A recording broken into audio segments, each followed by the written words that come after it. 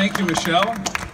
Thank you, everyone. It's good to see you here on the traditional territory of the Lekwungen-speaking people as we make a significant announcement about making sure that future generations are able to enjoy the spectacular splendor of British Columbia. We all take care and pride in our home, but increasingly we have to take greater care and pride as the ravages of climate change become readily apparent to all of us. Certainly here in British Columbia, we are not immune to that. And as a born and raised Vancouver Islander, sea rise is one thing that we're obviously thinking about here, but also after 2 consecutive fire seasons that set records in terms of hectares burned, individuals affected, buildings destroyed, it's clear that we are certainly not immune from the changes to our climate, and it is incumbent upon all of us to make sure that we're creating solutions for our planet and our province. Earlier this year, we committed our government to ambitious, achievable goals in legislation to reduce emissions in British Columbia by 40% before 2030, 60% by 2040, and fully 80% by 2050. In the coming weeks, in collaboration with my colleague Andrew Weaver and the Green Caucus, our government will be moving forward with a climate action plan that will support those goals. The first step in this road, or this path, is to make sure that we can do everything we can to increase zero-emission vehicle purchases here in British Columbia in the years ahead. That path forward will be established in legislation next spring, and it will mean that zero-emission vehicles will be phased in and the sales of those vehicles will increase. 10% of the vehicles sold by 2025 will be ZEVs, 30% by 2030, and a fully 100% by 2040. These targets will only be achieved, there's a clap line, I guess. I'll say it again, Andrew is going to reinforce it, 100% by 2040. These targets will only be achieved if British Columbians buy into them. And we're helping that to happen by increasing, firstly, the number of charging and hydrogen fueling stations right across the province, where people live, where they work, and where they travel. There you go. A hallelujah from the corner. Secondly, we're increasing our investment in the provincial incentive program, which we've already increased by 30 million since September, by a full 50% to ensure that we can help people get into clean vehicles today. Finally, we will be reviewing initiatives in other jurisdictions. Many of you will know that the province of Ontario has fallen back on their commitment to zero-emission vehicles, which creates an opportunity of supply for us here in British Columbia, one that has been challenging for many, many British Columbians who want to get into a zero-emission vehicle, but we can't keep pace with the demands. Obviously, the Car Dealers Association of British Columbia will be integral to that. The providers of the vehicles will be integral to that. But most importantly, we need to give citizens the incentives they need to get out of their heavy emission vehicles into low and zero emission vehicles in the years ahead. This is a great first step. I'm very excited to have the opportunity to announce this here today with a whole series of vehicles for all of you to take a look at and kick the tires, and with the incentives that are available and the commitment we have as a government to climate action, it's at no time better than the present to get yourself into a zero emission vehicle. Thank you very much.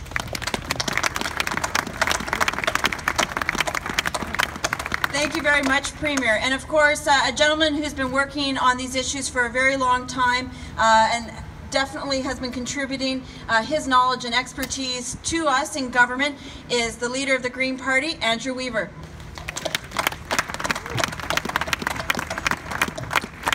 Thank you, Minister. Thank you, Minister Heyman as well, Minister Mungal, and the Premier for what I can only describe it as an exciting day. It's an exciting day not only for the environment, but for business in BC and for BC leadership and branding internationally.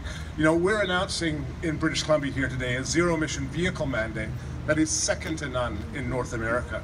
Climate change, as all will know, is impacting our province, whether it be wildfires, floods and droughts.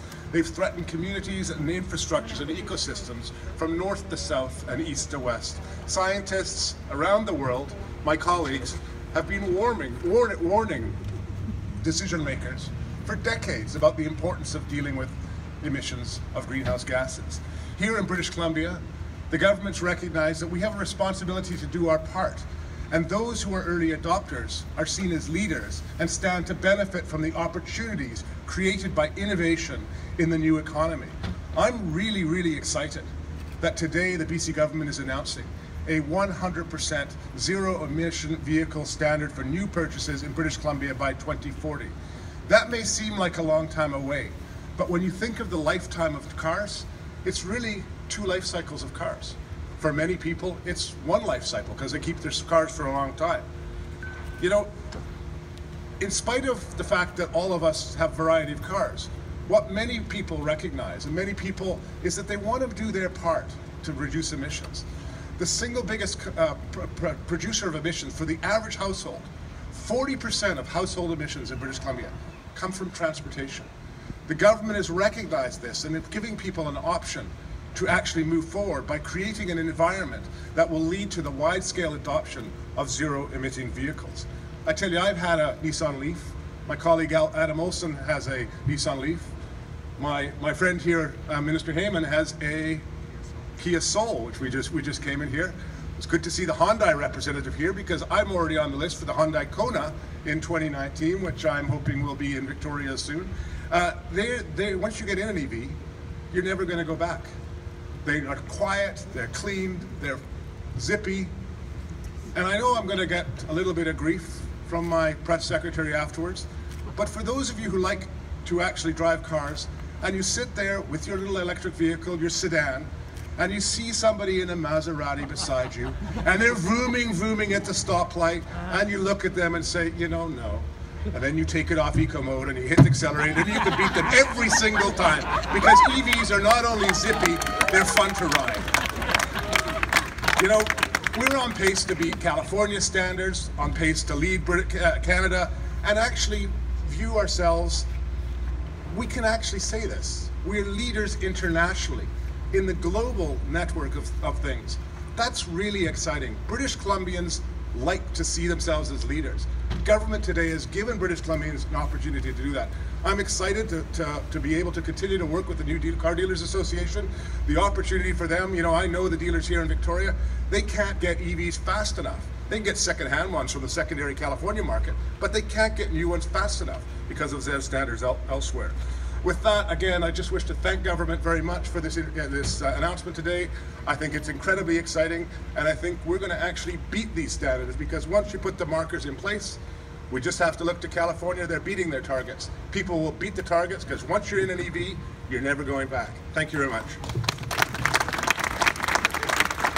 Thank you very much, Andrew. And just to your point about how electric vehicles are zippy, I had the opportunity in the spring to drive over the Salmo Creston Pass, and for those of you who don't know where that is, it's in the middle of my riding. It's one of Canada's highest passes, and that electric vehicle got me up and over that pass, and one of the best drives I think I've ever had. So with that, I want to thank everybody for being here, and we'll be able to take some questions.